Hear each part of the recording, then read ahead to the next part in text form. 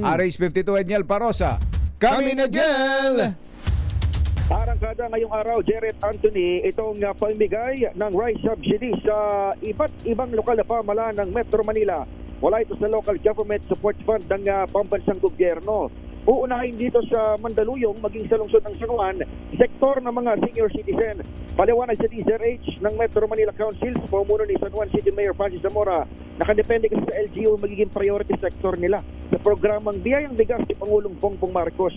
Sa San Juan halimbawa ay 1,898 senior citizen ang napiling bigyan ng ayuda batay sa listahan ng mga barangay. Habang sa Mandaluyong naman ay malalaman pa lamang natin maya-maya kung ilan yung nakatakdang makareceive ng libreng bigas. Sa ilalim ng programa, tatanggap sila ng 10 kilong bigas, mga benepisyaryo.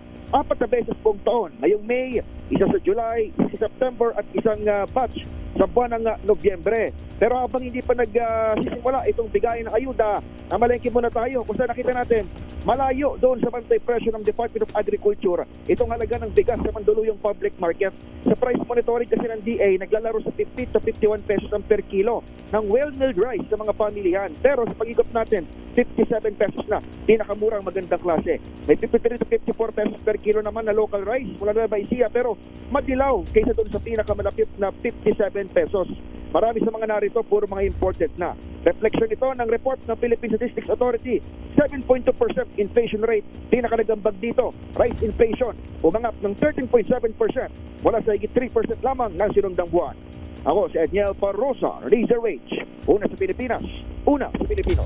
Thank you, Edniel.